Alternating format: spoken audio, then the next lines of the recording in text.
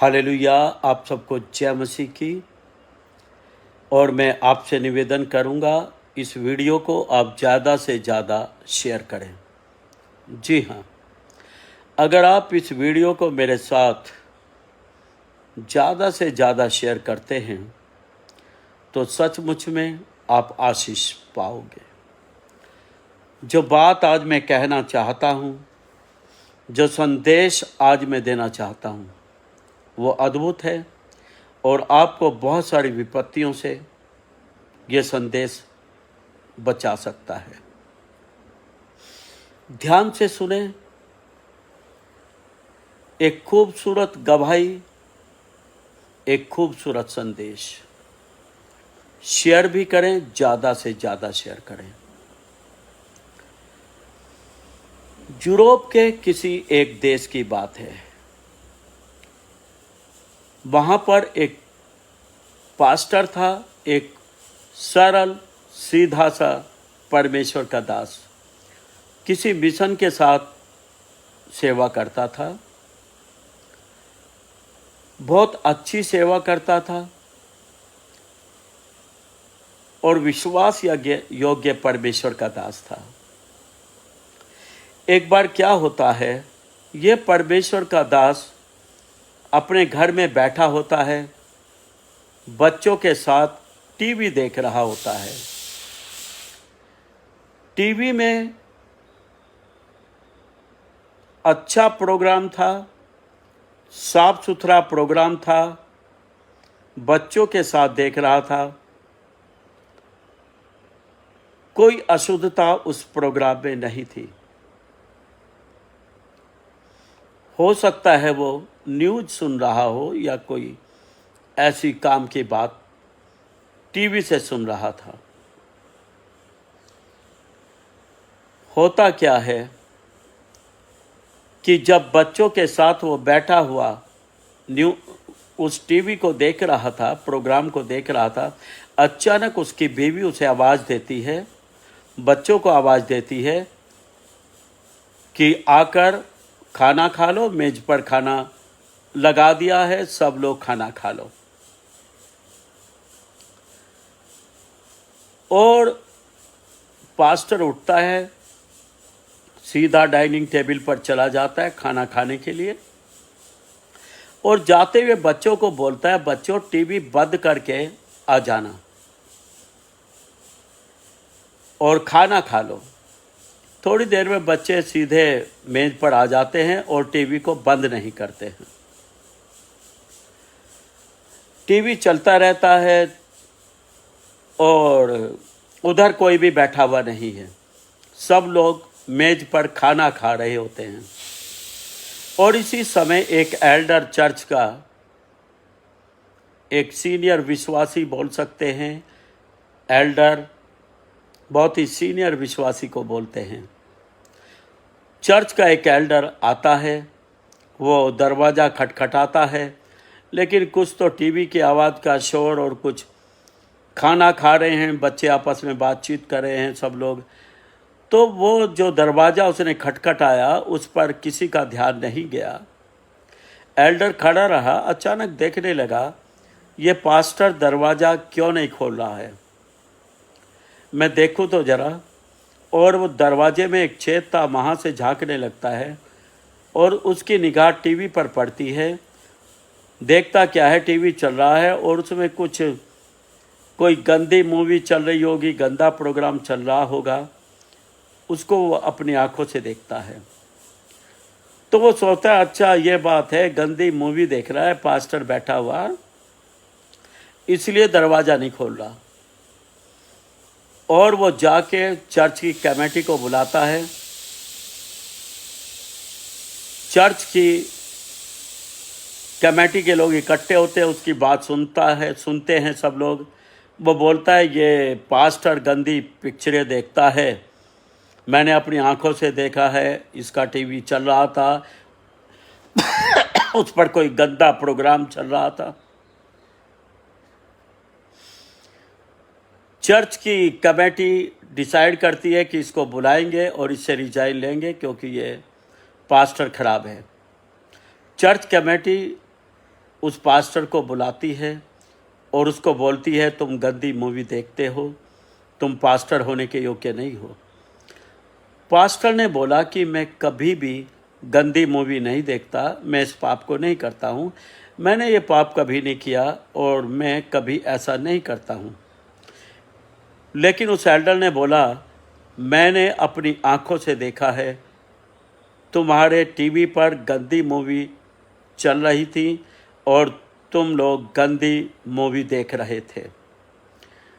जब एल्डर ने सबके सामने इस बात की गवाही दी, वो पास्टर चुप रहा और उसने चुपचाप रिजाइन दे दिया और वो वहाँ से वापस आ गया और अपने परिवार को लेकर वो दूसरी जगह चला गया जहाँ परमेश्वर ने उसको रखना चाहा था।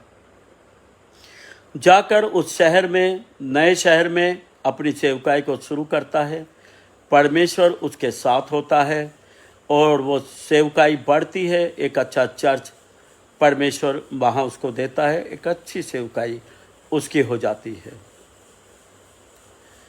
उसके बाद क्या होता है, जिस शहर को वो छोड़ चुका था, जिस शहर में वो एल्डर रहता था, उसी शहर में एक भयानक तूफान आता है और उस तूफान में क्या होता है, बहुत सारे लोगों के घर गिर जाते हैं, बहुत नुकसान शहर में होता है और उस एल्डर का भी घर गिर जाता है जिसने पास्टर की चुगली की थी। इस पास्टर के ऊपर दोष लगाया था, उसका घर भी गिर जाता है और घर में परिवार के लोग सोए हुए थे। जब घर गिरा तो सभी लोग दबकर मर जाते हैं, पूरा परिवार इस एल्डर का ख़त्म हो जाता है। ये एल्डर दूसरी जगह गया होता है। जैसे ही सुनता है कि उस शहर में तूफान आया हुआ है और बहुतों के घर गिर चुके हैं, तो ये भी तुरंत अपने घर पहुंचता है और देखता क्या है, उसका घर गिर चुका है। उसका घर गिर चुका है, उसके परिवार के लोग, उसकी पत्नी और बच्चे सब उसके नीचे दबकर मर चुके हैं। जब अपनी आंखों से इस बड़े विनाश को वो देखता है तो वो वही घुटने टेक कर प्रार्थना करता है, प्रभु मैं आज तक आपके साथ चलता रहा, मैंने दान दसवांश खुलकर दिया, मैंने आपकी आज्ञाओं को माना, फिर मेरे साथ ऐसा बुरा क्यों हुआ, मेरे साथ तूने ऐसा क्यों होने दिया। तभी प्रभु उसको एक दर्शन देता है और प्रभु बोलता है, तूने मेरे उस दास के साथ बहुत बुरा किया था,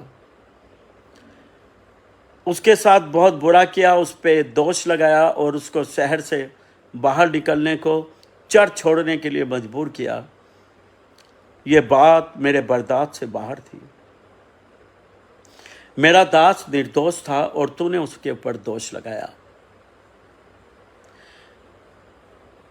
और परमेश्वर उसको दर्शन में दिखाता है कि वास्तव में हुआ क्या था।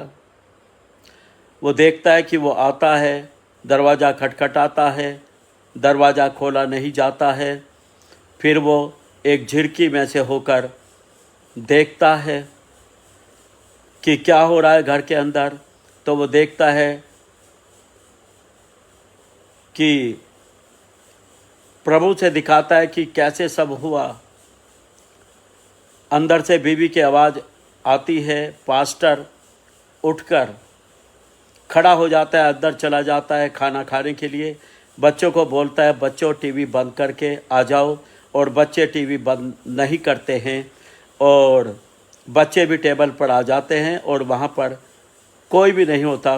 और उसके बाद टीवी चैनल पर प्रोग्राम दूसरा आ जाता है और वो कोई गंदी मूवी चलने पड़ती है, लेकिन पास्टर इससे बेखबर है। और बच्चों ने भी बेखबरी, लापरवाही दिखाई और टीवी बंद करके डाइनिंग टेबल पर नहीं आए, चला छोड़ कर आ गए और वहाँ पर कोई भी नहीं, टीवी चल रहा है। प्रभु ने बोला, मेरा दास ना तो कभी गंदी मूवी देखता था, ना ही उसमें ऐसा कोई दोष था। ये बच्चों की लापरवाही थी। उसने बच्चों को बोला टीवी बंद करके आ जाओ। बच्चों ने टीवी बंद नहीं किया और सीधे डाइनिंग टेबल पर आ जाते हैं। और उसके बाद तू देखता है कि टीवी पर गंदी मूवी चल रही है और तू मेरे दास के ऊपर दोष लगाता है कि उसने वो गंदी मूवी देखता है। मेरा दास सीधा और सरल था। उसने तुम्हें सबको माफ़ किया और शहर छोड़कर चला गया और दूसरे शहर में जाकर उसने सेवा को किया। मैं उसके साथ हूँ और अच्छी सेवकाई मेरा दास वहाँ पर कर रहा है। लेकिन मेरा क्रोध तेरे ऊपर अभी भी है, अभी भी मेरा क्रोध तेरे ऊपर है। अगर तू बचना चाहता है तो मेरे दास से जाकर तू माफ़ी को मांग ले। वो वहाँ रोता गिड़गिड़ाता है, प्रभु तू मुझे माफ़ कर दे। प्रभु बोलता है मैं तुझे जब माफ़ करूँगा जब तू जाकर मांगेगा। वो उस शहर में गया उस परमेश्वर के दास से मिलने के लिए और उसको देखते ही वो प्रभु का दास खुश हुआ, उसे गले लगाया, आराम से अपने घर में अंदर बिठाया, अवभगत की। वह फूट फूट कर रोने लगा और कहने लगा भाई मैंने तेरे खिलाफ अपराध किया, तेरे ऊपर दोष लगाया, भाई तू मुझे माफ़ कर दे। उसने बोला भाई मैंने तो तुझे पहले ही माफ़ कर दिया था और मैं तुझे माफ़ करके आके आया। तब उसने बताया कि भाई तेरे कारण परमेश्वर का कितना बड़ा क्रोध मेरे ऊपर आया है। वो प्रभु का दास भी हैरान हुआ, लेकिन उसने उसके लिए दुआ किया। मैं आपको बताना चाहता हूँ, आप परमेश्वर के दास के ऊपर अनजाने में कोई दोष ना लगाएं। अगर आप प्रभु के दास को अच्छे से नहीं जानते, उसके दोष को नहीं जानते, आप उस पर दोष कभी ना लगाएं, क्योंकि परमेश्वर अपने दास का पलटा लेता है। परमेश्वर के अभिषिक्त दास के खिलाफ कभी ना बोलें। परमेश्वर अपने दास का पलटा लेता है। परमेश्वर के अभिषिक्त दास की बुराई ना करें, परमेश्वर अपने दास का पलटा लेता है। तो आज हम सीखें और खुदा के दासों का आदर करें। आप सभी को जय मसीह की। प्रिय भाइयों और बहनों, आपको बिशप विजय मैनुअल मिनिस्ट्रीज की तरफ से प्रेम पूर्वक आमंत्रित किया जाता है। एक ऐसा स्थान जहां परमेश्वर की उपस्थिति अनुभव की जाती है, चमत्कार होते हैं और जीवन परिवर्तित होते हैं। क्या आप अपने जीवन में बदलाव चाहते हैं? क्या आप चाहते हैं कि आपकी प्रार्थनाओं के उत्तर मिले? क्या आप आत्मिक आशीष और शांति की तलाश में हैं? तो देर मत कीजिए, आइए और प्रभु की महिमा का अनुभव कीजिए। हमारा चर्च 2 समय लगता है, सुबह 10 बजे से 1 बजे तक और शाम 5 बजे से 8 बजे तक। पता मैं आप सभी को बता देती हूँ, सेक्टर 29D, देश सेवक भवन, चंडीगढ़। आप हमारे चर्च में ज़रूर आएं। आप यहाँ आत्मा से भरी हुई आराधना और स्तुति का आनंद ले सकते हैं। बिशप विजय मैनुअल द्वारा गहराई से प्रेरणादायक और शक्तिशाली संदेश आपको सुनने को मिलेगा, जो कि आपको परमेश्वर के और करीब लेकर जाएगा। यहाँ पर प्रार्थनाओं के द्वारा बहुत सारी लाइलाज बीमारियों से चंगाई मिलती है, जो कि आप इस समय अपने स्क्रीन पर वीडियोस में देख सकते हैं। कब से था एड्स आपको? 10-12 साल से था जी। 10-12 साल से? हाँ जी। एड्स था आपको? हाँ जी। लगातार आप आते रहे? लगातार आया जी। आपके लिए दुआ करता रहा? हाँ जी। और परमेश्वर का धन्यवाद हो, धन्यवाद। आज आपको एड्स बिल्कुल भी नहीं है। धन्यवाद। आमीन, आमीन, हालेलुया। No ads. आमीन, आमीन, आमीन। इस लड़की को पहचानते हैं आप? नहीं खड़ी हो सकती थी, है ना? और क्या बोला था? ये लड़की हो खड़ी होगी, चलेगी, फिरेगी, बोला था ना? 15 दिन के बाद बोला था। आज खड़ी है, चलती है, ठोक दो ताली। आमीन, हालेलुया।